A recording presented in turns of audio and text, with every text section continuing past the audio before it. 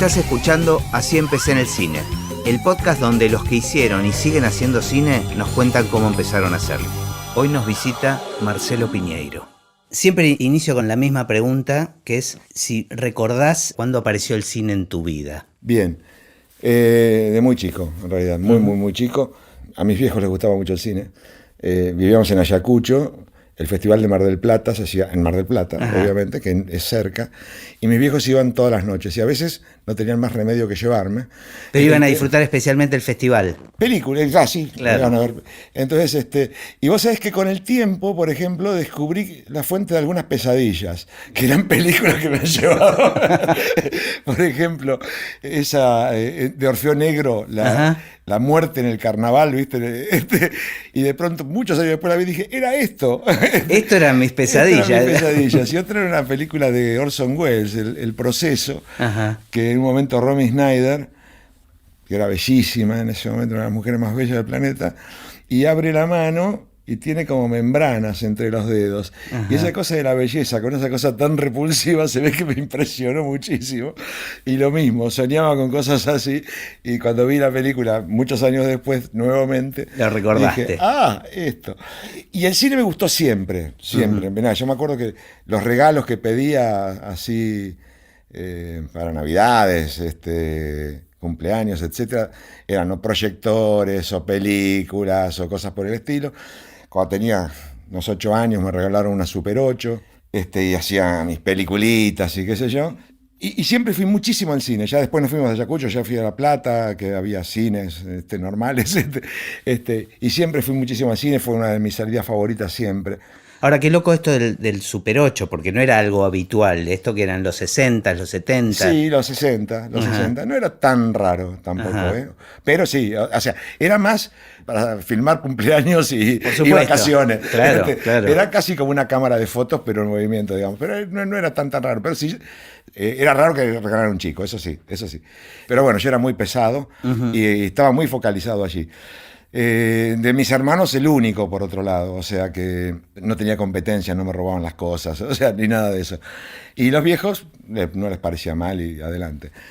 Y te decía, iba muchísimo al cine. Ahora que podía convertir el cine en mi vida, sí, me di cuenta casi de casualidad. Te digo, inclusive recuerdo en el secundario, viste que se hacen actividades para juntar plata para el viaje a fin de curso, ¿no? Bailes, A mí se me ocurrió armar un cineclub, que no nos dejó una moneda, pero nos divirtió muchísimo. Claro. Estaba muy con ese tema en la cabeza siempre. Pero siempre había dicho que iba a estudiar arquitectura, por otro lado. Y me acuerdo cuando venía la época así de terminar quinto año, de anotarte en los cursos de ingreso, de la carrera que vas a estudiar, etcétera. Viste esas leyendas urbanas, bueno, arquitectura sí está muy bien, pero Doberti, que era el tipo que mejor daba visión, se fue de arquitectura, no está más, y está dando visión en Bellas Artes, en plástica. Estaba la onda, te anotabas en arquitectura, pero también te anotabas en Bellas Artes para hacer plástica, para hacer visión con Doberti. Y cuando fui a Bellas Artes para anotarme, veo que entre las carreras que te podías anotar estaba cine. Estaba la carrera ya. La carrera de cine, Bellas Artes, en la Universidad de La Plata. Ya tenía muchos años, pero yo no me había enterado de su existencia.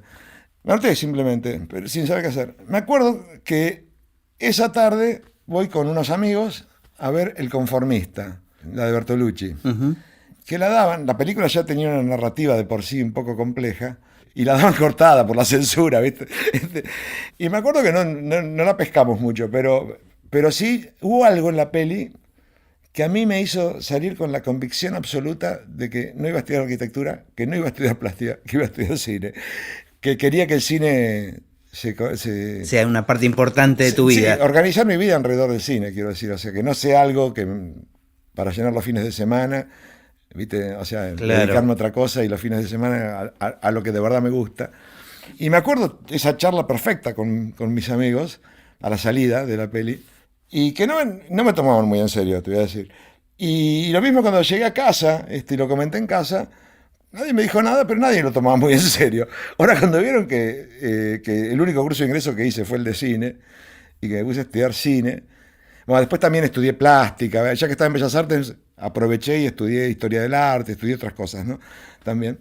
Ahora, qué vanguardistas en algún punto tus viejos, ¿no? O sea, una mente bastante abierta, había como un lugar a la cultura, porque digo, si ya eran gente que consumía un cine de festival. A ver, mi viejo era abogado y mi vieja ella era profesora de literatura francesa. Y la literatura francesa era su mundo, ella de algún modo a todos nosotros, los 4 hijos, nos introdujo en el mundo, de muy chiquitos, en el mundo de la lectura y del cine y del teatro y de toda esta cosa, pero así como espectadores. Claro, así no como profesión. Exacto.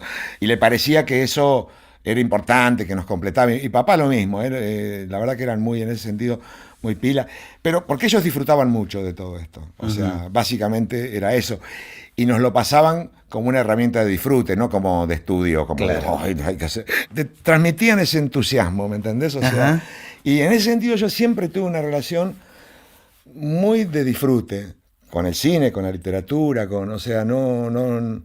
Por eso también creo que son tan eclécticos mis gustos. O sea, yo disfruto tanto de Spielberg como Bergman o como Tarkovsky, digamos, no les pido a uno lo que claro. O sea, a Spielberg le pido lo que me da Spielberg. A Tarkovsky Tomás lo que tienen para ofrecer y lo aprovechás. Bueno, eso en tu cine se ve de alguna manera. Eso no tengo ni idea si se ve o no, pero así sé que soy. Por otro lado, te digo, o sea, yo terminé el colegio secundario, yo tenía la obsesión de conseguirme un trabajo y dejar de vivir en la casa de mis viejos, que era muy generacional también, ¿no? Y tampoco había mucho modo de controlarme, porque en efecto me conseguí un trabajo y en efecto me dejé de vivir en la casa de mis viejos. Entonces, no tenía nada para decir. Aunque les hubiera parecido un horror, claro. no hubieran logrado mucho. Pero dijiste algo bastante clave, que es que notaron que vos estabas entusiasmado y como que tomaron nota de eso, digamos. Sí, ¿no? y la verdad que en ese sentido tuve mucho apoyo. Y yo salvo, digamos, hubo un momento que fue cuando cierra la escuela por la dictadura y ahí yo sí pasé un año que me tuve que ir y que no la pasé muy bien, pero que también la verdad que tuve un apoyo familiar importante. Pero después yo ya cuando volví, que ya no pasé más por La Plata, volví directo a Buenos Aires, porque un profesor mío de la escuela, Barney Finn, empezaba a rodar una película y estaba buscando meritorios. Un compañero de la escuela que me avisa, yo estaba en Río y le digo, mira, preguntale si puedo ir, pues si puedo estar como meritorio me vuelvo, no aguanto más acá. Debo decir, el único tipo que no aguantaba más en Río. Y bueno, y sí pudo ser, entonces ahí me volví. Y la verdad es que muy rápido, después de esa experiencia, de ese meritorio, muy rápido empecé a conseguir también trabajo en publicidad, me así muy rápidamente a Puenzo. Y me empecé a ir muy bien, la verdad. Ahora estoy pensando, en esa época, claro, no había muchas carreras pues como hay ahora, ¿no? De oferta de estudiar cine en distintos lugares. Había muy poquitos lugares. Y la carrera en sí misma debía ser muy distinta de lo que son ahora las carreras de cine. Seguramente. Mira, yo te puedo hablar de la Escuela de Cine de La Plata, que es la que yo conocí, que éramos, por un lado, muy pocos alumnos. Yo la agarré. La escuela tenía muchos años, es desde finales de los 50, yo la agarré, yo empecé en el 72, 71, 72. Y en un momento, claro, muy movido políticamente, etcétera, etcétera. Entonces, básicamente, el cine que más se promovía, etcétera, era el que la mayor parte de los estudiantes más les interesaba. Y todo esto era un cine muy testimonial, más cercano al documental, más heredero del Solanas y Getino de La Hora de los Hornos, claro. y esto, ¿no es cierto? De Grupo Cine Liberación. Y esto sí, un cine más político. Muy político, extremadamente político, y muy testimonial. Y mis pulsiones siempre fueron la ficción. Siempre fue la ficción. O sea, yo creo que posiblemente pues soy bastante tímido, para el documental no sirva porque no pueden caer. O sea, y por otro lado estaba convencido también que uno puede ir más hondo desde la ficción que desde el documental. Yo de pronto recuerdo que alcancé a ver Último Tango en París esa semana que se dio y para mí eso era el cine. Pero bueno, viste, son pulsiones. Yo en ese sentido también estoy convencido que no hay un cine. Hay tantos como cineastas, quiero decir, y total. No hay uno más válido que otro. Para mí sería absolutamente impostado y se notaría, creo.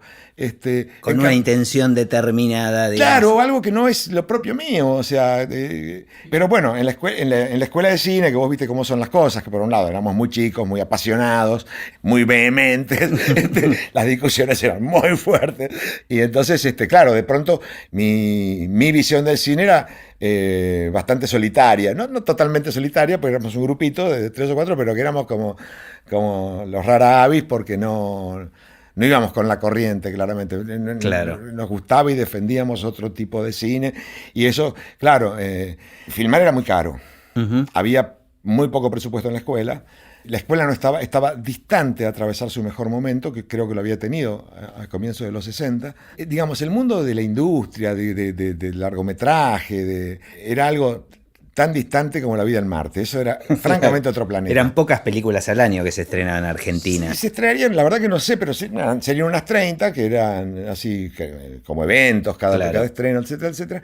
Pero de cualquier manera, era un mundo que no tenía nada que ver con nosotros. O sea, entonces, en la escuela, ¿qué me encontré? Por un lado, me encontré con bibliografía de cine, que no era de tan fácil acceso, que era cara, que era complicada de encontrar, etcétera. Me acuerdo que estaban las colecciones completas de Sight and Sound, de Film Comment, etc. Y eso para mí era, viste, poder leer eso. Mucha bibliografía que yo ni sabía que existía siquiera. Había muchas colecciones de guiones de películas. No te olvides también que las películas solamente se podían ver en el cine o si tenías suerte y pasaban alguna cosa por televisión. Tele, en los 4 canales que había. En general doblada y con cortes publicitarios y en blanco y negro. Entonces, muchas películas, que yo era totalmente fan y que las amaba, solamente en el mejor de los casos había leído el guión y había visto fotos. Y declaraciones del director, de por qué lo había hecho y tiqui. También teníamos en la escuela un par de moviolas y convenios con embajadas y con la Cinemateca que podíamos retirar películas. Entonces, la relación de uno con el cine era totalmente fugaz, ¿no? Vos ibas con 3 amigos a ver una peli. La veías, te quedabas así, ¿no? Y cuando salías, decías, ¿vos viste ese plano que era...? Sí, pero no era así. No tenías posibilidad de volver a verlo inmediatamente, ¿no? Pero no era así. Claro. Entonces, medio te la armabas en la cabeza. Entonces aquí en la moviola podíamos, plum, cargar la peli, ir para adelante, ir para atrás, fotografiar. Vendría a ser casi como la moviola en ese momento, que es un acceso muy restringido, obviamente. Sí, porque era una cosa inaccesible. Pero era el celular de hoy, digamos. Bueno, no, claro, no. Hoy es ridículo todo lo que te estoy diciendo. Esto Claro. Pero bueno, entonces eso también para mí era algo maravilloso. Por otro lado, la escuela sí, si bien no tenía muy poco dinero para película y para laboratorio, sí tenía fierros, ¿no? Tenía luces, tenía cámaras, etcétera, etcétera. Y nos las prestaban. Entonces, yo había agarrado mucho trabajo con un par de amigos como fotógrafo para hacer fotos para stands o para vidrieras o para todo ese tipo de tonterías. Lo que venga. Lo cual nos permitía... Éramos muy frugales, ¿no? Pero nos permitía ahorrar como para comprar películas y entonces utilizar los fierros de la escuela y hacer cortos. Que eran en 35 ya. No, 16. Ah, en 16. 35, no, era inaccesible. Demente. No, 16, blanco y negro. ¿Y se revelaban acá? En Buenos Aires, Ajá. sí, en un laboratorio que se llamaba Citeco, que era donde tenía cuenta, que no era Alex, que era el bueno, Claro. que era medio tercera división, pero que era donde tenía cuenta la escuela. Entonces, si bien lo pagábamos nosotros, tener cuenta era clave para poder ingresarlo, digamos, para toda una serie de cosas sin cuenta era muy complicado. Para pibes de La Plata, que éramos menos que cero, quiero decir. O sea, entonces, las escuelas, por otro lado, yo me acuerdo cuando, después del meritorio, empecé a buscar trabajo, qué sé yo, lo primero que me dijo un amigo, ni se te ocurra mencionar que estudiaste cine, pues jamás vas a entrar a laburar. Mirá, pero ¿por qué? Era mala palabra, qué sé Mirá. yo, porque era mala palabra.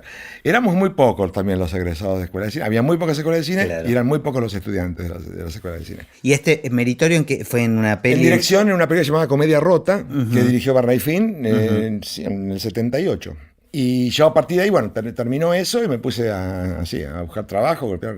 ¿Y no te defraudó la experiencia de ser meritorio, digamos, de trabajar en una peli de No, verdad? la verdad que era la primera vez que veía un rodaje de esas características, un rodaje con gente que cobraba todos los viernes, digamos, Claro. con un equipo, con roles muy definidos. Y sí, yo hice el meritorio en dirección y el asistente de dirección era muy un señor de la industria de toda la vida, qué sé yo, que la verdad que no nos pasaba ni pelota.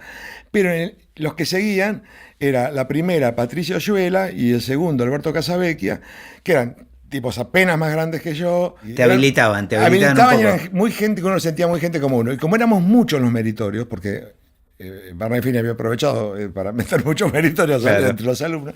Éramos muchos los meritorios, también había toda una corriente entre meritorios. Entonces, era un equipo, supongo que raro para la época, que tenía un mix de gente así que todavía te hablaba del cine de los estudios, y gente que ingresaba como de otros palos, de otras cosas, y que no tenía todavía esa visión. También lo que me pasaba es que el largo que se hacía en esa época, durante la dictadura, te estoy hablando, era menos que interesante. O sea, estaba muy lavado. No solo estaba lavado en términos de contenido, sino hasta de forma. En general era muy pedestre, era grado cero de escritura, la mayor parte de las cosas que hacían. Sí, me acuerdo, esto también me acuerdo, que ni bien termina el meritorio en la peli, ya se corría que estaba por empezar a filmar Adolfo Aristarain La parte del león. Que si era su primera película, ¿no? Pero había como el rumor de que ahí había que intentar estar, ¿no? La dirección de producción la hacía Lita Stantic, y bueno, me maté por estar, pero no lo logré. Entonces, yo por otro lado, digamos, el tiempo de apuesta que me había dado para ver, yo había vendido mi auto, y dije, mientras me quede un mango, sigo probando, y si no, ya veré qué hago, porque por otro lado, aquí sí los viejos me habían cerrado la canilla por completo, porque no querían que vuelva, querían que me quede en Brasil, no querían que vuelva a Argentina. Por cómo estaban las cosas políticamente. Exactamente. Entonces, bueno, finalmente, cuando ya estaba ahí en el límite, consigo trabajo en Cinemanía, que era una productora de publicidad, que tenían Luis Puenzo, Alfredo Stuart y Marcelo Carvajal. Y el laburo que consigo no era en dirección, que era lo que yo quería, era en producción, pero tenía que vivir. Y dije, adelante, vamos. Porque vos, perdón, voy un pasito para atrás, pero esos cortos que trabajaban mientras estudiaban cine, tu rol era de... No rotábamos. Okay. O sea, había cortos que yo dirigí, cortos que hacía la producción. Pero te interesaba ya la dirección. Sí, siempre, digamos. Por lo menos en ese momento uno creía que el único rol posible era el de director, claro. ¿no? Lo demás era comparsa. Después te comprendés que no, pero no todavía, no todavía. Y claramente sí, si bien nunca fui un tipo muy técnico, nunca tuve buena relación con los fierros y esas cosas, pero me gustaba la fotografía. No teníamos los elementos para el sonido, pero a mí me encantaba el tema del sonido, no lo podíamos trabajar bien en nuestros cortos. También era una época que la tecnología no ayudaba mucho. Creo que era una época difícil. Donde se habló muy mal del sonido de las películas. Bueno, en Argentina era un desastre, pero uno iba a ver, qué sé yo recuerdo pelis que ibas a ver y que te quedabas muerto con el sonido. Me acuerdo una peli llamaba El Valle de las Abejas, una película creo que era polaco-checa, de František Brasil. Era fantástica, pero el sonido podías cerrar los ojos y oír. Había un diseño. La puta, sí, un diseño. Era mono, todo lo que vos quieras, pero bueno, nosotros sí, ahí éramos hiper rudimentarios, ¿viste? O sea, pero por nuestras posibilidades, éramos de verdad chicos de una ciudad de provincia claro. que nos bancábamos con nuestros recursos, que eran de lo que podíamos ganar con lo que trabajábamos, ¿no? Y el sonido ahí era que se escuchen los actores. Con que se escuche, claro, y poner un poquito de clima, pero ¿viste? Tampoco teníamos capacidad de grabar determinados sonidos ciertos, entonces uno lo soñaba, pero después cuando lo grababa, ay no, por Dios, saca eso. Y la música, bueno, como estábamos en Bellas Artes, que también tiene carrera de música, teníamos amigos con los que se podía trabajar un poquito más la música y tiqui, y de pronto... me acuerdo así, esas charlas interminables con los músicos, con los estudiantes de música, sobre el sonido en el cine, ¿no? O sea, que es mucho más que la música, digamos, ¿no? Es infinitamente más que la música. Sí, la música es una parte del sonido. Es una parte, exactamente. Entonces, pero cómo el sonido se puede trabajar musicalmente, bueno... Pero no teníamos la posibilidad, francamente, de materializarlo, ¿no es cierto? Pero no es que no lo pensáramos y no lo deseáramos. Entonces, te decía, empecé a trabajar en publicidad. Y bueno, y esa fue una época fantástica en realidad, porque por un lado fue instalarme en la ciudad. Por otro lado, era aparte de trabajar, ya de sentir que podía, ¿no? Que me podía ganar la vida, que... También esta cosa, bueno, empezar a estudiar teatro. Yo había estudiado teatro en La Plata con profesores de La Plata que estaban muy bien, pero de pronto acá estudiabas teatro con nombres de esos que sonaban más, ¿no? Estudié con Gandolfo, también ahí vas conociendo gente, te vas... Metiendo, digamos. Y se te va armando la vida, ¿viste? ¿Qué sé yo? 22 años, 23 años, 24 años. Y fue, no sé, yo lo recuerdo como un periodo muy bueno. Siempre estaba, obviamente, el sueño era largo.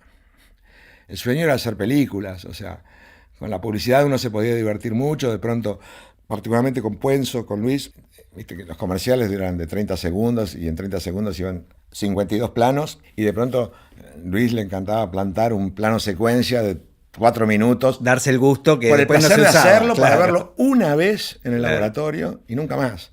Pero bueno, todo el tiempo estábamos en ese sentido, sí, jugando al cine, digamos. Y también teníamos un día por semana, que una galería grande que teníamos en la productora abajo, alquilábamos pelis y veíamos pelis, o sea, medio la mentalidad cineclubista seguía. Época de mucha censura, por otro lado, pero que de pronto tenías la Goethe o la Alianza Francesa que traían cine que no pasaba por censura y podías ver, a pesar de todo, podías ver lo que estaba empezando a hacer Wim Wenders, lo que estaba empezando a hacer Herzog, lo que estaba empezando, ¿no? Eran directores nobles. Eran directores nobles que ibas descubriendo y que se corría la voz, porque claro, obviamente la prensa no lo reflejaba aún, pero se corría la voz entre nosotros. Che, loco, mirá, este tipo, mirá, hizo esta peli, no podés no verla, papá. Y ya soñabas con un largo. No, sí, nos juntábamos todo el tiempo a escribir guiones de películas que sabíamos que no íbamos a filmar jamás. Estoy pensando que en esa época las productoras de cine publicitario eran gente de cine. Eran digamos. gente de cine y de... Sí, no. Pero había unos cuantos. Había digamos, unos cuantos, porque, sí. Pino Solanas también. Sí. De hecho, de La Torre, Yusid, había gente que sí, que tenía... Y otra que no, que era más como de publicidad, pero del cine publicitario. pero porque empezaba a aparecer el negocio del cine publicitario también. Claro, ¿no? ya era negocio. Por lo menos cuando yo entré ya era negocio. No sé de cuánto antigüedad, pero ya cuando yo entré ya era negocio. No había tantas productoras, claro. Eso sí, eran pocas. Por ejemplo, bueno, la productora que teníamos con Luis era una productora que facturaba de verdad. Ahí también en un momento teníamos mucho más trabajo del que podíamos hacer, entonces en un momento a Luis se le ocurre llamarlo a Alberto Fischerman, a ver si quería venir a dirigir para la productora. Y conocerlo a Alberto, tipo que yo admiraba por su cine, digamos, y por sus reportajes, y por saber quién era, pero que nunca en mi vida lo había visto. Conocerlo a Alberto, la puta, eso fue también un antes y un después en mi vida. Alberto y Luis fueron de verdad un antes y después en mi vida, pero sobre todo Alberto metió en la productora la imposibilidad de seguir postergando, de seguir pateando para adelante, ¿viste? O sea, porque claro, estamos muy ocupados, teníamos muchísimo trabajo, papá. A mí, como un tipo de 25 años, de pronto ganaba mucha plata, o sea, vivía muy bien, estaba, la verdad, y entonces, claro, estas cosas son distractivas también, ¿no? Aparte cuando querés estar distraído, pues no querés pensar mucho, porque era un momento bastante... Entonces, de pronto un tipo como Alberto, que me acuerdo de esta cosa, ¿no? De ir mucho al Cosmos, que todavía era el Cosmos grande, y quedarnos después horas charlando de lo que habíamos visto, y me enseñaba tragos que estaban buenos. Era un sofisticado, un elegante, un dandy, un tipo de una cultura alucinante, un músico por otro lado, o sea, donde también, viste que un músico tiene como otra cabeza, ¿no? Entonces te obliga a pensar de otro lado, ¿no? Mejor dicho, más que te obliga, te permite pensar, te permite mirar desde otro lugar. Bueno, era tan piolas las charlas sobre las películas que habíamos visto con Alberto, y Alberto metía ese bichito, ¿no? Cuando hacemos algo. Claro, entonces me acuerdo que se estrena en ese momento una obra de Griselda Gambaro, que era La Mala Sangre, me acuerdo que estaban Lautaro Murúa, Patricio Contreras, Soledad Silveira. La vamos a ver con Alberto y la obra, la verdad que nos voló la cabeza, era impresionante. Entonces dijimos, esto hay que hacerlo, ¿no? El teatro le pusieron bombas, fue muy complicado todo, pero de cualquier manera tomamos contacto con la productora de la obra, con la autora, con el elenco, y todo el mundo tenía ganas de hacerlo, ¿no? De eso. Finalmente no se hizo ese proyecto, pero ya se tornó ineludible. Pareció la urgencia, sí, ¿no? Sí, ya era la urgencia.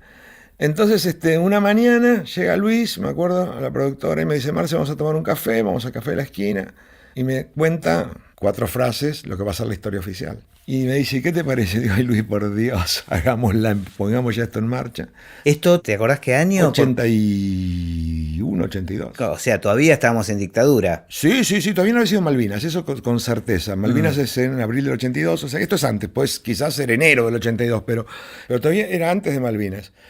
O sea que no teníamos ni idea cómo se... O sea, yo me acuerdo que con Alberto cuando pensábamos La Mala Sangre, pensábamos una cosa, obviamente, el instituto, ni pensarlo, Claro. una cosa para filmar en 16, en fines de semana, sin que nadie se entere, y después ver si la podías mostrar en un festival, si la podías sacar del país. Bueno, ¿cómo era Claro. en la época, digamos, Sí, ¿no? sí, Digamos, en ese sentido también la experiencia de lo que había sido las dictaduras de Onganía y Lanuse, también se había hecho mucho cine de esa manera en ese periodo, ¿no? Y eran experiencias que eran cercanas todavía en el tiempo. Claro. Eran 10 años atrás. Entonces, La Mala Sangre la pensamos así, y la historia oficial, la verdad, que la empezamos a pensar también así.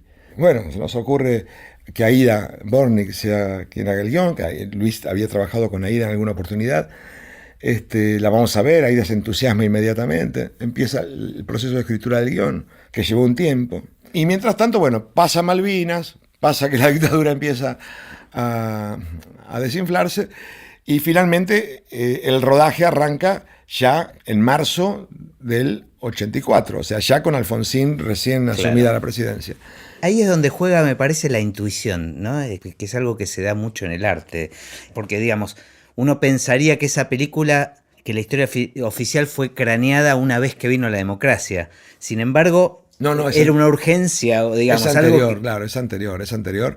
Y la verdad es que cuando se empezó a cranear, no se veía que la democracia iba a venir tan rápido. Claro.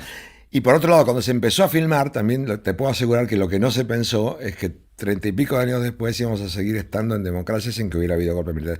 O sea, me acuerdo que la sensación cuando cae la dictadura y se iba Alfonsín era, tenemos 3 años, hagámosla rápido. Ah, mirá qué loco. Claro.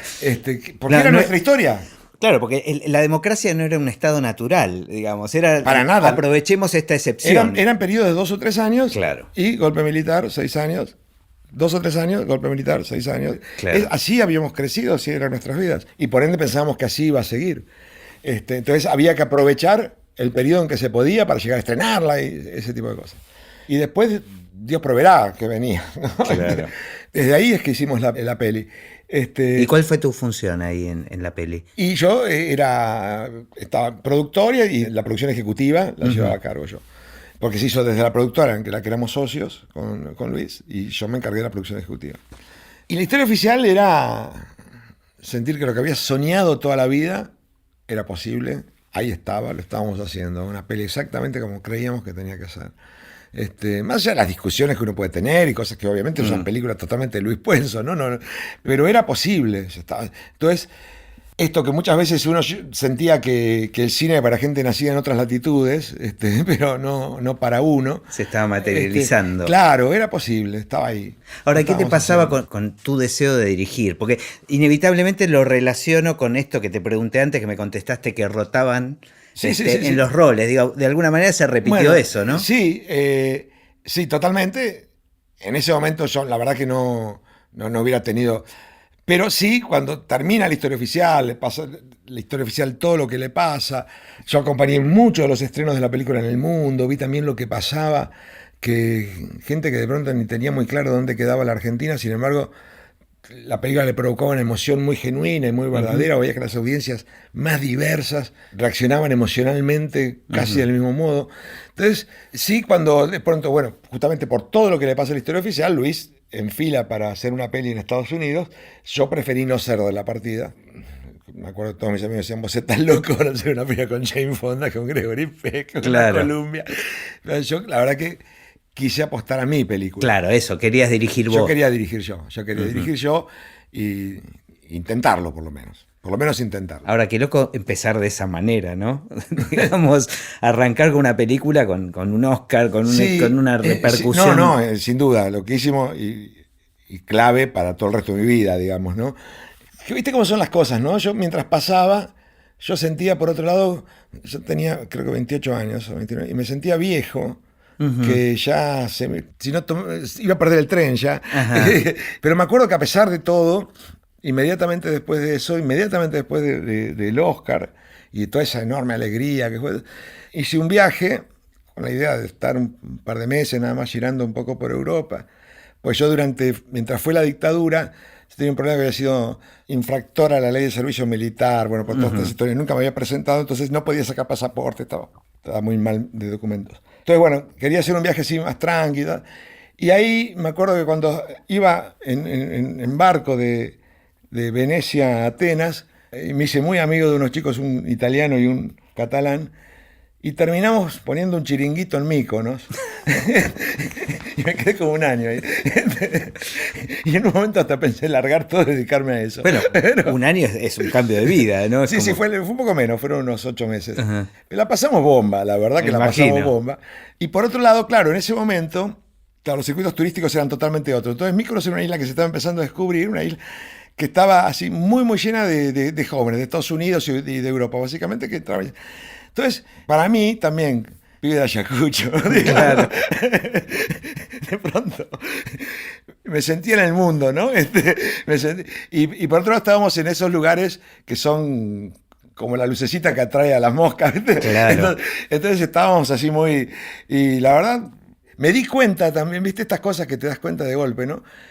Que mientras te pasa por ahí no te das cuenta, pero me di cuenta qué mal le había pasado en algunos momentos de mi vida, qué asustado que había estado, qué reprimido que había estado, qué constreñido, viste, como adentro de un traje de hierro, y de pronto, viste, que todo se disuelva. Claro, Yo creo que es eso básicamente lo que me pasó.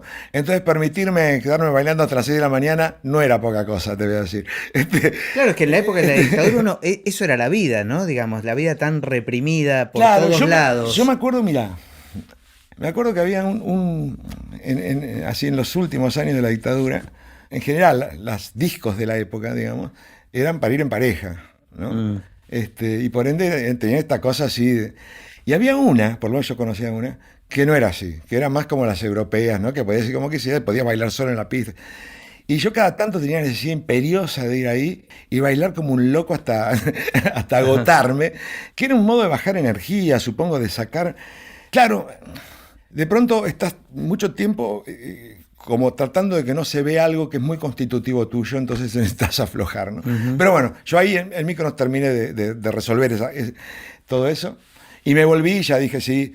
En realidad yo volví con la idea de desarmar todo para volverme a Europa y seguir con esta sociedad que habíamos armado con estos amigos. Y no cine, digamos. O sea, el cine quedaba relegado. Sí, esa era mi sensación. Pero cuando volví, y ahí dije, bueno, arranco quiero hacer una peli. Publicidad, la había... No, yo no digamos, quería volver a la publicidad. Ujú. No tenía nada contra la publicidad, la había disfrutado mucho, me había divertido mucho, me había ido muy bien económicamente, digamos, cosas que eran importantes en ese momento de mi vida porque me consolidaban, me permitían hacer, ¿no? Y ser, pero ya había... Se cumplió su etapa. Sí, en ese sentido sigo siendo bastante taxativo en algunas cosas, pero en aquella época era mucho más. Y yo cuando sentía que una página se daba vuelta y no quería bajo ningún concepto revisar la decisión. Entonces, lo que sí hice fue aprovechar contactos que había tomado por la Historia Oficial y con Oscar Kramer, a quien había conocido en la Historia Oficial, armamos una distribuidora donde empezamos a traer un cine que en ese momento no estaba llegando a Buenos Aires, tipo Las Alas del Deseo, de Wim Wenders, Ran de Kurosawa, películas de Romer, del primer Greenaway, del primer Frears, etc. Y sí, con eso, por un lado, esta cosa de probar 2 lanzamientos mensuales, descubrir un poco cómo era el tema de estrenar una película. Ese tipo de cine no llegaba comercialmente. Había llegado muy fuerte antes, pero la dictadura medio había interrumpido y bueno, ahora llegaba mucho cine europeo de cualquier manera, pero no era exactamente que nosotros empezamos a apostar a un tipo de autores que que todavía no habían entrado a Buenos Aires en todo caso, ¿no? Venían otros tipos, o sea, no es que no venía un cine así, ¿no? Y aparte, y en realidad eran películas que podíamos comprar, no eran caras. O sea que también... Claro. Pero nos fue muy bien con eso, la verdad que nos fue muy bien. Y yo ya, mientras tanto, yo empecé a desarrollar en ese momento 2 proyectos. Uno es Tango Feroz y el otro era un proyecto que era una idea que yo leyendo, me acuerdo en ese momento había una revista que se llamaba El Periodista, en que uno de los que escribía era Horacio Berbisky, y él publicó ahí una investigación que creo que le llamaba Las Vacas de Azul, que era sobre un tema de unos laboratorios que habían hecho toda una experimentación en azul con unas vacas, pero donde vendían la leche que salía de esas vacas que estaban probando unas drogas a la población marginal de Azul y generaron toda una serie de enfermedades y trastornos. Entonces, bueno, había una punta linda por una peli onda... Para una ficción también. Ficción. Sí, no, yo siempre... Pero onda, qué sé yo, el síndrome de China, ¿no? Ese tipo de cosas. Pero bueno, la verdad que ese proyecto lo dejé bastante pronto de lado porque me enganché muchísimo con Tango Feroz. Tanguito había sido un poco la banda de sonido de tu adolescencia. Mira, yo nunca fui un rockero, digamos, si esa es la pregunta. Escuchaba... Casi que no había rockeros en esa época creo tampoco. que sí, que lo sabía, pero no sabían yo que no eran era. rockers. Yo no era. Okay. No lo sabía, porque mira, claramente, yo me acuerdo que, por ejemplo, en La Plata, muy cerca donde yo vivía, estaba la cofradía de la Flor Solar. Yo iba bastante ahí, porque tenía algunos amigos, pero yo no era de ese palo. Tenía amigos en el palo, pero no era de ese palo. Yo estudié en Bellas Artes en la universidad, donde había mucho de todas las tribus de la época, digamos, estaban representadas. Y yo estaba más inclinado a una cosa que era más politizada, sin duda. O sea, yo tenía una militancia política universitaria. Más allá de que yo creyera en la ficción y que me enfrentara a mis compañeros de militancia con el tema con temas estéticos, claro. No, o sea, yo creía muy fervientemente en la revolución por el lado de la política. Otros lo creían más por el lado de experiencias artísticas, etc. Pero yo tenía mucho vínculo con eso también, ¿no? Entonces, yo, digamos, escuchaba mucho rock nacional y no nacional. Me gustaba mucho el rock, siempre. Y bueno, y era muy onda en esa época también el tema ¿no? Y conseguirse discos importados y mirá lo que tengo. Y además eran pocas bandas que salían, ¿no? Uno estaba esperando el nuevo de Yes, el nuevo de Genesis. Absolutamente. Sí recuerdo, creo, si yo no me equivoco, fue durante la dictadura, no antes, que a mí me llega, por una amiga, ese disco de demos de Tanguito. Yo, la verdad, no sabía que ya había muerto Tanguito, obviamente. No sabía, mientras él estuvo vivo, no tenía ni idea de su existencia. Pero ese disco, junto con uno de Morris, 30 minutos de vida, de nada sirve, tenían una cosa profundamente existencial que a mí me conectaba. En ese momento de mi vida, yo estaba hecho trizas, me expresaban por completo. Pero por completo. Yo sentía que eran almas que dialogaban conmigo en su música, ¿no? A partir de ahí empecé a prestar un poco de atención y escuché muchas veces la historia de Tanguito, que me la contaron 10 millones de veces, ¿viste? Con distintas versiones, seguramente. Parecidas, o no, distintas, parecidas. En definitiva, lo que era siempre, lo que tenía en común era que era un tipo que se había enfrentado al sistema a su modo y había pagado todos los precios. Viste, también en una primera película, y particularmente si vos pensás en el cine que se hacía acá en Argentina en ese momento, etcétera, de algún modo no solo quiere hacer su primera película, sino que de algún modo opina también sobre lo que no hay, lo que no se hace. Claro, la biopic no era una cosa... No, y sobre todo la música. Si bien muy poquito antes había hecho Solanas El exilio de Gardel, que realmente la música tiene una cosa muy interesante ahí. Pero en general, en el cine argentino, por lo menos de los últimos 20 años de esa época, estamos en el año 88 más o menos. ¿No? Claro. No había antecedentes. No, digamos, había películas con música que eran para aprovechar el lanzamiento de un disco de un cantante, pero que eran películas muy pedorras en realidad, ¿viste? Más comerciales, digamos. Sí, pero, ¿viste qué sé yo? Anochecer un día agitado, comercial y es para aprovechar el lanzamiento de un disco. Pero es una gran película. Sí. Help es una gran película. Y también es para lanzar un disco. Acá eran muy pedorras realmente. Claro. Hoy un pibe puede ver como uno de esos clásicos, Taxi Driver. O sea, para mí era el estreno del jueves. Eran un tipo de cine que hoy, claro, algunas han quedado, han sobrevivido, son grandes pelis.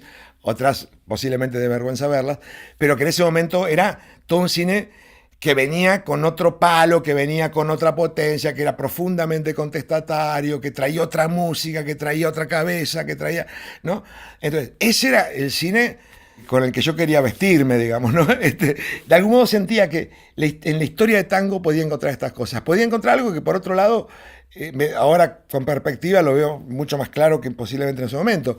Pero esta cosa que tiene que ver con mi cabeza, ¿no? Del héroe solitario que se enfrenta al poder y en general pierde. Claro. Que digamos es muy también característico de este cine que te digo, ¿no?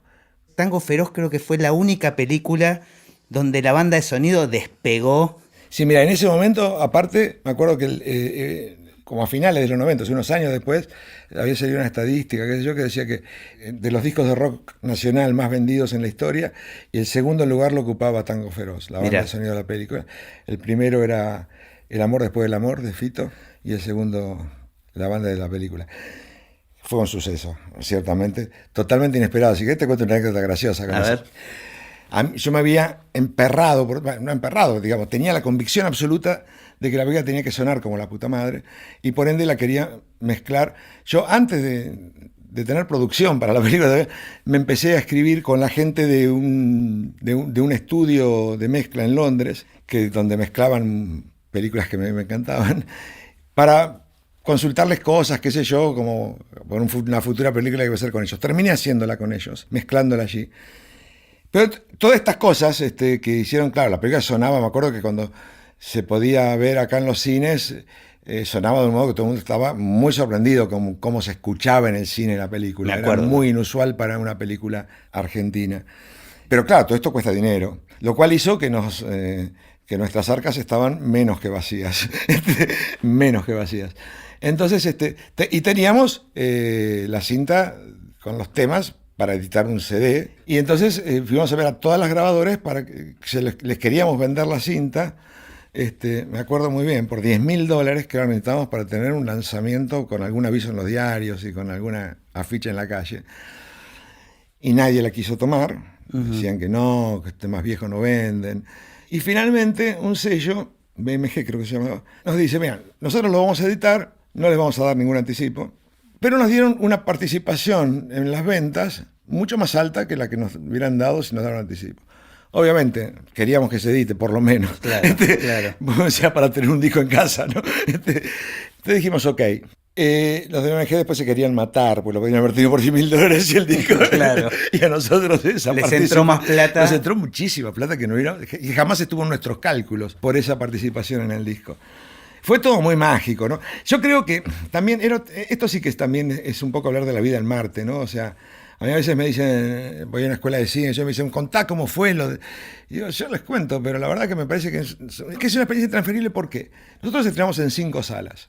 Hoy vos decís, estrenar en 5 salas parece... Lo que pasa es que eran salas que eran canchas de fútbol también, ¿no? Tengamos en cuenta eso. Era un lanzamiento igual no grande para la época, tampoco minúsculo, porque eran buenas salas en las que estrenamos. También estrenamos con muy poca publicidad, porque yo me acuerdo que ese año se estrenaron 13 películas en Argentina. Entre ellas, De eso no se habla, de María Luisa Bember, Gatica, de Fabio, había películas de La Torre, de Olivera, había películas que sonaban muy a tanques, ¿no? Canal 13 compró de las 13 películas que se estrenaron, compró 12, a cambio de publicidad y lanzamiento. La que no compró fue Tango Feroz. Estábamos muy preocupados porque estábamos muy débiles en cuanto a lanzamiento. ¿Con qué fondos la hicieron la película? Bueno, tuvimos un apoyo mínimo del instituto, realmente era muy mínimo, después fondos privados que fuimos. Claudio Pustelnik, que fue el productor de la película, fue armando, la verdad, admirablemente. Claro, porque era la época que me acuerdo que los directores embargaban sus casas. Sí, yo nunca hice eso. Ajá. Es decir, nunca fui productor de una película mía tampoco, y nunca embargué mi casa. Creo que no podría. Pero bueno, claramente no lo hice. Lo que sí hice fue no cobrar por hacer la película, ni por el guión, ni por nada. Mirá. Y tener, sí, una participación en la película, que fue también, si hablo de dinero... Salió bien por todos lados.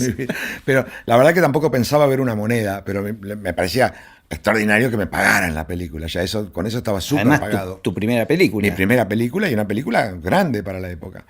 Y aparte que yo, en ese sentido, sí, no transigía con nada. O sea, yo tardé como 6 años para hacerla.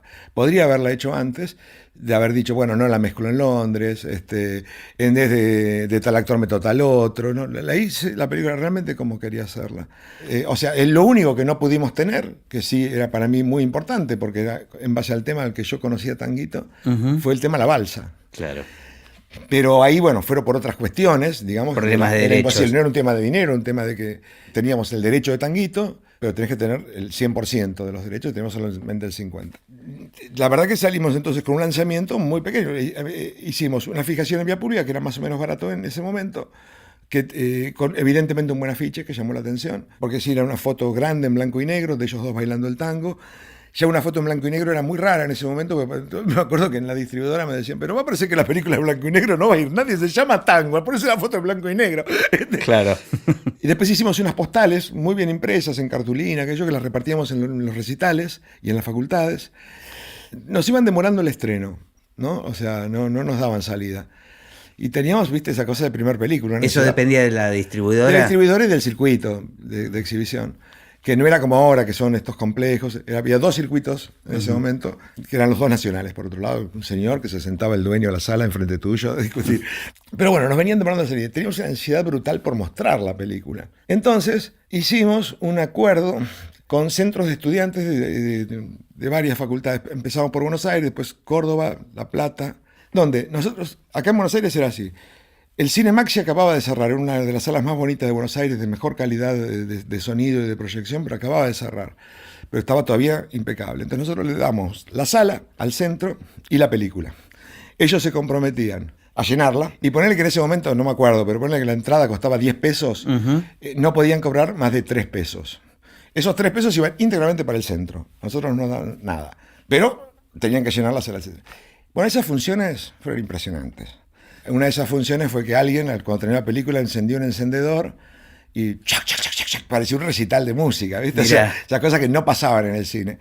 Y eso también yo creo que empezó un boca en boca, que para 5 salas fue más que suficiente. Porque entonces, claro, nosotros estrenamos y para sorpresa nuestra, pero de todo el mundo, en la primera función se agotaron las entradas, 1 de la tarde. En todos los cines agotamos entradas ese día.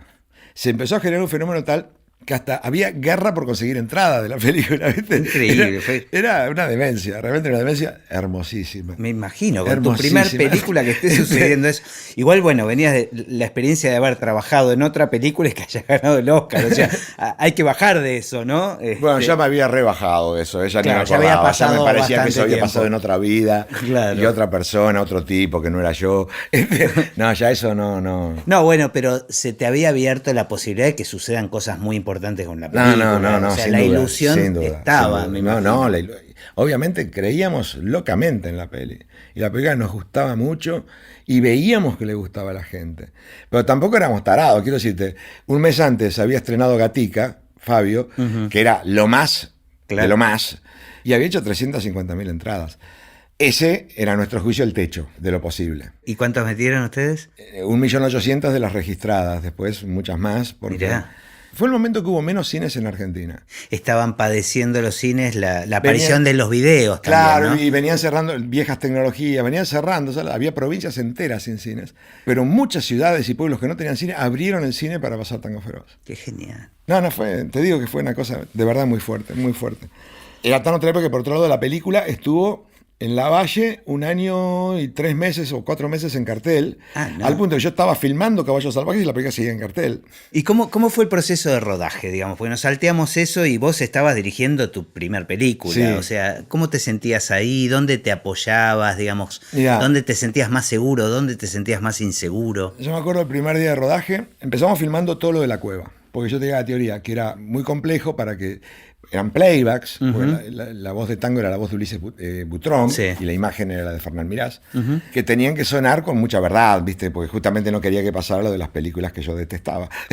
Donde se notaba el artificio. Se notaba todo. Claro, y acá había mucha variable, o sea, la voz de uno, la cara de otro. Y por temas, bueno, técnicos que tenía que ser playback, no podíamos hacer, independientemente por el tema de la voz, la verdad que era muy complejo para nuestras condiciones de producción hacer un registro directo de la grabación musical. Y nos obligaba también a un tipo de plan, estaba fuera del menú. Pero te jugaste a empezar por lo más difícil. Claro, ¿por qué? Porque podíamos ensayar mucho previo y tener ensayo muy fresco. Entonces estaba súper ensayado, súper ensayado. Era casi coreográfico. Pero nosotros íbamos a tener que tener toneladas de posiciones de cámara. Para poder pegarlas y todo y que quede una verdad, tenías que tenerlo realmente muy coreografiado. Bueno, en ese sentido el playback era muy útil, digamos. Absolutamente. Tenía los tempos. Es que nos pusimos en la realidad tecnológica que podíamos. Entonces arrancamos con algo que teníamos muy ensayado. Pero yo me acuerdo cuando sonó el despertador. El primer día de rodaje. El primer día de rodaje. Suena el despertador. Me levanto, bajo, paro un taxi. Digo, Parque Lezama. Y yo desde el tiempo decía, ay, por Dios, ¿por qué no nos cruzara un camión? No digo que nos mate, pero alguna quebradura. Algo que postergue este momento. Algo que postergue este horrible momento que le haga otro. Pero bueno, no pasó, llegué. Y me acuerdo que viste que tenés que en un momento decir, está todo, bueno, ok, sonido, motor, acción. No me salía la voz. Sonido. Qué imbécil. Pero bueno. Después te aflojaste. Sí, con el correr del día me aflojé, ciertamente. Ahora, también recuerdo, mira, empezamos a rodar el martes. El viernes, que terminaba la semana, fue cuando filmamos Presente. Y claro, todos sabían que la película habían sido muchos años de pelearla para hacerla y que taca. Y cuando yo digo, bueno, corten, el último plano, corten, está hecha, ahí mandan el playback al mango y me empiezan a rodear actores, técnicos, todo, y todo terminó en un abrazo enorme como el de la película, pero mucho más grande porque éramos muchos más. Mirá qué lindo. Y loco, me desarmé, me puse a llorar como un niño y no podía parar, me moría de vergüenza por otro lado, pero no podía parar. Ahora, ¿habías trabajado la banda de sonido, digamos, estos playbacks ya estaban, o eran bocetos? Digamos, No, estaban súper grabados, después obviamente estaban mezclados y todo, después se retrabajó la mezcla. Claro, pero fue como un proceso previo. No, fue un proceso previo y muy intenso y muy de probar. Y que fue clave David Lebón, absolutamente clave David Lebón, que fue el productor musical de la peli, de los temas, no de la peli, de los temas musicales grabados para la peli. Teníamos excelentes técnicos de sonido. En tango yo tuve más suerte que cabeza, porque todo el mundo que pasó por el proyecto lo asumió como propio, pero más que yo, te digo. O sea, y eso es tan estimulante para uno. Claro. Aparte de que mejora lo que estás haciendo, es tan estimulante para, particularmente en una primer película, que estás tan inseguro, ¿no? No, pero tenías muy el foco puesto en eso, en la banda sonora, digamos, sí, ¿no? Para mí la música es parte constitutiva de la narración, ¿no? No es algo independiente, que es más bonito o menos bonito, que suena mejor o suena peor. Es profundamente narrativa y yo pienso en términos de música también cuando estoy escribiendo el guión. Acá era mucho más potente, porque aparte paraba yo siento que no paraba la acción, que la acción seguía con la música, pero de algún modo se adueñaba por completo de la acción, las canciones en varios momentos de la película. No, pero yo en ese sentido sí, con la peli fui muy obsesivo, en todo estuve muy bien acompañado, la verdad que estuve... Yo odio decir equipo técnico, para mí son mis colaboradores artísticos. Lo he sentido así desde la primera película. Está lo he sentido siempre. Eso. Me parece genial. Es que lo siento genuinamente. Y siento también que con cualquier ficha que cambio... Es otra película. Es otra película. Sí. Es otra película. No sé si mejor o peor, pero diferente, no tengo duda. Y el rodaje, bueno, yo estaba tenso, no te voy a mentir. O sea, fue mi primer peli. Yo soy un tipo horrorosamente inseguro en la vida, siempre. Siempre si puedo jugar a ser invisible, juego a ser invisible. Dirigir una película te dificulta mucho jugar a ser invisible. También tener ese nivel de exposición cotidiana, wow, loco, me agotaba. Me agotaba. Imagino. Pero también lo disfruté enormemente. Hubo días que yo sentía que si el cielo existía era eso. O días que si el infierno existía era eso. Pero realmente hubo días así de enorme disfrute en el rodaje. Y después ni te cuento, en la edición y en la mezcla. O sea, ahí era cada día en la sala de mezcla. O sea, fuiste disfrutando de todas las etapas del proceso. Sí, también manera. hubo momentos de mucha inseguridad, de mucho miedo, de que nos quedábamos sin guita. De que, bueno, no, hubo de todo. Pero hubo mucha felicidad. Bueno, y después del éxito así tremendo, digamos, eso es como un arma de doble filo, ¿no? En algún punto tener tanto éxito con una primera película, te mete como una presión, me imagino. ¿Cómo lo viviste vos? Todo el mundo me decía, me acuerdo de esa pregunta, me la decía todo el mundo. Yo dije, mira, estas cosas pasan una vez en la vida. Ya me pasó. Otra cosa. Te sacaste la mochila. Otra cosa. Genial. Bueno, hubo un momento que el éxito es muy lindo contado, pero también un éxito como ese que tuvo la peli hizo que mucha gente sacaba identidad hablando muy mal de la película. Me imagino, claro. Entonces, siempre aparece la contracultura, claro, ¿no? Y a mí eso yo estaba muy blandito, era muy frágil, era arcilla, pero así que la tocabas y se hundía. Me hacía mucho daño, mucho daño. A pesar de recibir tantos elogios también. Sí, pero no escuchás los elogios. No, claro. Escuchás el tipo el otro tiene mucho el peso. Tipo que dice, este boludo no se prendió el botón de la camisa, eso. Claro. Entonces me quebré. Aparte, había una cosa que no sé si te acordás. Pero salías a la calle y había disquerías en esa época, claro. Muchas, y en todas sonaba la banda de la película. Era una cosa muy alucinante. Entonces, bueno, me subí al auto y me fui al sur. Dije, un lugar donde no lleguen Todas las todo críticas. este ruido. Y empezó a aparecer Caballos Salvajes ahí. O sea, un mes después del estreno de Tango. Pero le escapaste, digamos, a repetir una fórmula, a buscar otra cosa musical, como instalarte en ese yo lugar. quise hacer la película que yo me hubiera enamorado de esa película a mis 16 años. Quise contar, por un lado, mi historia de amor con el cine, por ende, recorrer las películas con las que me enamoré del cine cuando era un niño. Y por otro lado, pensar así, esa película de aventuras, que cuando yo tenía así 14, 15, 16 años, iba y me enamoraba.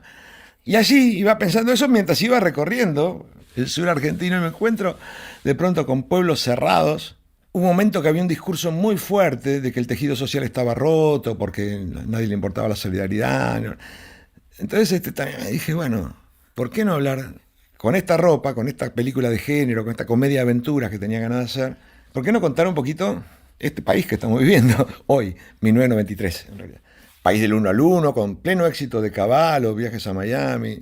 Pero de nuevo la intuición de lo que se venía, ¿no? También. No, es que salías de Buenos Aires y lo veías. Claro. Y bueno, y así nace Caballos Salvajes. Pero podías aprovechar el éxito de la película anterior para tener recursos. Era lo que me permitía, porque, por ejemplo, yo para poder hacer tango gasté, como diría el tango Gira Gira, gasté las pilas de los timbres, claro. Y no me atendían del otro lado. Y ahora me llamaban. Y eso es lo que obviamente lo aproveché para la peli. Así como en tango todo fue una batalla, pero tipo Game of Thrones, ¿viste? En Caballos, para nada, las puertas se abrían. ¿Qué querés, Marcelo? Nada más que eso. No, era otro planeta. Ahora estoy pensando cuántos éxitos, ¿no? Digamos. Sí, por suerte. Que está, sí. Claro, no, que está buenísimo y además me encanta porque es muy lindo escucharte cómo contás de cada cosa, de cada película, de cada instancia de las películas. Te digo, deberías dedicarte a contar historias. Porque Luego por los barrios. No, te digo que me parece ¿Vos venís que con la guitarra? está buenísimo y me detendría con cada película, pero nada, los oyentes del podcast van a ver que dura 6 horas este episodio. Nos van a odiar. No, me interesaría saber si después de tantos éxitos viviste algún fracaso, y esto no quiere decir, no necesariamente ni con la taquilla, digamos, que vos hayas vivido en tu experiencia cinematográfica algún fracaso y cómo lo viviste. Pero fracaso es una palabra fuerte. Por Sí, eso te digo. sí. No, o sea, frustraciones sí, muchas cosas que todavía no tolero verlas, que siento que no están bien, eso sí, inevitable, no sé si inevitablemente, pero sí. Lo que pasa es que yo tampoco nunca sentí que una película tenía que ser como un punto de llegada, quiero decir, como la gran obra. Nunca he perseguido eso, la verdad. O sea, yo en el sentido siento que las películas cristalizan mi momento en que estoy como tipo, como director, y cristalizan eso, y por ende, obviamente que no son perfectas. Y también sé que yo ya no soy el tipo que hizo Tango Feroz, que hizo Caballos Salvajes, que hizo Ceniza del Paraíso, Plata Quemada, El Método, Kamchatka. He cambiado, a Dios gracias, creo. Y como he cambiado como tipo, he cambiado como cineasta, porque yo no me lobotomizo para dirigir. Y yo sigo viendo películas, y sigo leyendo, y sigo reflexionando sobre el cine, y sigo imaginando cosas. Y son cosas diferentes, no son ni mejores ni peores, son otras. Y crezco y me pongo más viejo, y por ende también hay determinadas cosas que son menos encendidas, o por lo menos que el fuego es otro. Y eso está en lo que hago, inevitablemente está en lo que hago. Sin duda cuando hice Tango Feroz, quizás estaba más detrás de ciertas glorias pasajeras. Creo que en ese sentido sí, para mí fue muy importante lo del Oscar de la historia oficial. Claro, arrancar ahí es como... Claro, porque hay algo que también vi que era maravilloso, pero que el día siguiente era el día siguiente. Claro, eso está bueno. Entonces, No, al fin del cuento termina siendo algo que es fundamental en el cine en todos sus aspectos, que tiene que ver con la expectativa, ¿no? Claro, y mi expectativa ya sí no está en los otros, en realidad, que tanto me han hecho sufrir cuando dice Tango Feroz. Entonces la expectativa está en lo que puedo hacer. Obviamente uno querría que todo el mundo vea lo que uno hace como lo ve uno, y que le dedique el tiempo, y que esté abierto como para recibir. No pasa. En general... Y tener asumido eso está bueno. Claro, en general vos sabés que mucha gente le dedica el tiempo que puede, mientras mira el celular se tira un mensaje. Hay muchos intereses en juego, hay mucha gente que te odia, porque ni te conoce pero te odia, entonces prefiere que lo que vos haces no le guste. ¿qué podés hacer ante eso? Nada. Bueno, pero te reformulo en ese sentido. ¿Hubo algo que como que te quedó pendiente, que no pudiste llevar adelante? Hay muchos proyectos que yo no pude armar. Te diría, cada vez es más complicado armar un proyecto. Yo, por otro lado, hace tiempo que no filmo aquí. Me encantaría volver a hacerlo. A mí nadie me echó, no voy a sacar el violín y hacer el tango triste porque sería mentira. La verdad que ha tenido que ver casi hasta con el éxito profesional. ¿Y por qué es este periodo de no estar filmando? Financiación. La complicación para poder llevar las películas como vos querés adelante. Claro, yo no he logrado financiarme acá. También uno se pone de pronto, por ahí más pelotudo es la palabra correcta, no más exigente, y más intransigente. Primero, yo siento que yo ya no le tengo que sonreír a nadie. Yo sé que esto suena muy presuntuoso y medio horrible, pero la verdad que siento que presuntuoso en realidad es el que pretende que yo le sonría. Entonces, yo le sonrío a quien me genera una sonrisa. Yo creo que hay en ciertos resortes del poder, del cine en Argentina, hay demasiada imbecilidad, mucha ignorancia, y no tengo ganas de sentarme a esas mesas, la verdad, me aburran. Entonces, bueno, eso me expulsa. Eso me expulsa, ¿no? Insisto, no estoy haciendo el tango triste. No, porque me parece que, digamos, lo relaciono con los 6 años que te tomaste para hacer tu primera película, digamos. Me parece que tiene que ver con características tuyas de decir, bueno, me la banco y me aguanto las ganas hasta que las condiciones estén dadas para hacerlo, sí, lo que quiero hacer, cómo lo quiero hacer. Y por otro lado también te digo, yo ya tengo 8 películas hechas, me gustan las 8. Con sus más y con sus menos me gustan las 8, pero estoy orgulloso de ellas.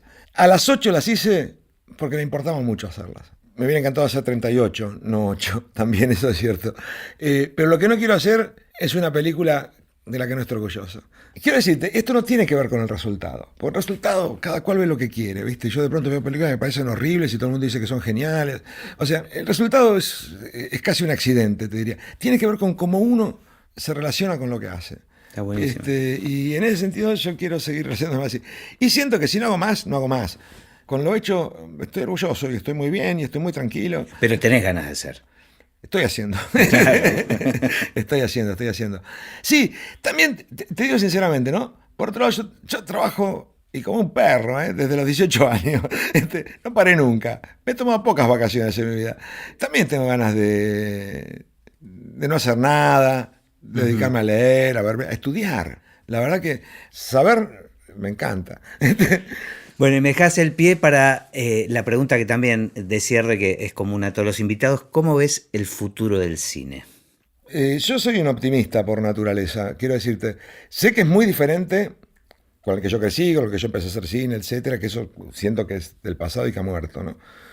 Que lo que viene es totalmente otra cosa. No sé hasta dónde yo me sabría acomodar en esa realidad. Ahora, me encantaría tener 20 años hoy. y poder y que hacer una película con mi celular. Claro. Aprovechar todos los recursos. ¿Viste? Sentir lo liviano que puede ser el fierraje. Viste que realmente casi el fierraje es equiparable a una lapicera y el papel. Total. ¿Viste? Es eso. Claro. Entonces, la verdad que me muero de envidia. Yo no sé si yo los podría hacer. Eso es otra cosa, ¿no? O sea, ¿cuál es la plasticidad de uno con los cambios? Me encantaría tener 20 años y estar arrancando mi relación con el audiovisual. O sea, ¿sentís que hay un futuro lleno de posibilidades? No tengo duda, yo creo que hay un futuro maravilloso. También lleno de peligros, quiero decirte. Esto quizás sea generacional, ¿no? No sé cómo lo ve hoy un chico de 20 años esto. Pero para mí, el hacer es una parte y el que se ha visto lo que haces es otra parte. Y ambas me parecen muy importantes. Ambas me parecen muy importantes y muy constitutivas del hecho fílmico. Del hecho artístico, casi te diría. No hay obra sin receptor. Entonces, me parece extraordinario el hecho de decir, de pronto hoy la cámara puede ser como una lapicera, un equiparable. Con esa liviandad y con esa ligereza podés plantear, y de ese modo hay cosas que se pueden hacer que eran impensables. No había manera de hacerlas. Entonces esto te abre y te formatea la cabeza de otra manera, y eso me parece fantástico. Ahora, después, ¿cómo mostramos esto? ¿Cómo hacemos que el público se entere que existe, que pueda llegar, que pueda verlo? Entonces, por un lado, como charlamos hace un rato, ¿no? Está la red, donde todo está allí. Ahora, el que esté allí no quiere decir que uno sepa que está allí, ni que sepa cómo llegar, ni nada de eso. Entonces, también vemos que de pronto surgen las plataformas de streaming. Y a mí, que me agarran en este momento de la vida, y que todavía estoy en juego, y me consideran en juego, y me convocan, es maravilloso, porque de pronto tengo gran financiación, con cosas que sabes que se van a estrenar simultáneamente en todo el mundo. Una maravilla. Y en este momento en que se están como armando, conquistando, están preparando el Juego de Tronos, ¿no?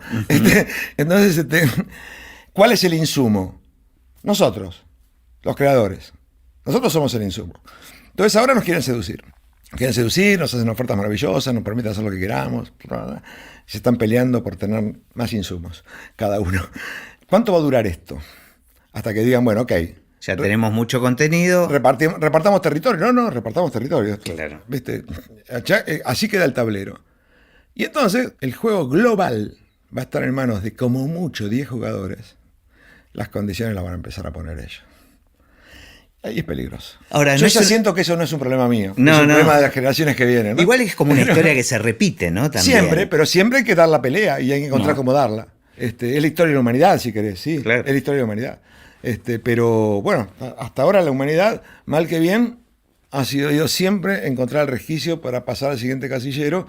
Y que se vuelva a formar lo mismo, ¿no? Porque claro, pero por otro lado, se está dando también en el mundo una concentración de capital de la que sí casi no hay antecedentes, ¿no? Sí, es como y eso es muy peligroso y a mí me asusta mucho. Y no estoy tan seguro de que los pibes de 20 años de hoy tengan tan claro el peligro que eso implica.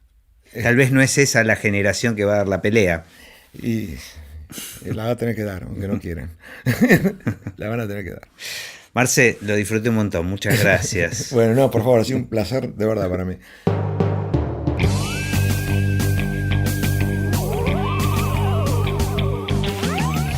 Y así terminó esta conversación de Así empecé en el cine. Mi nombre es Gustavo Pomeranek y espero que la hayan disfrutado al menos un poco de todo lo que disfruté yo. Recuerden que se pueden suscribir para escuchar todos los episodios que vamos subiendo en asíempecéenelcine.com. También nos pueden buscar en Apple Podcast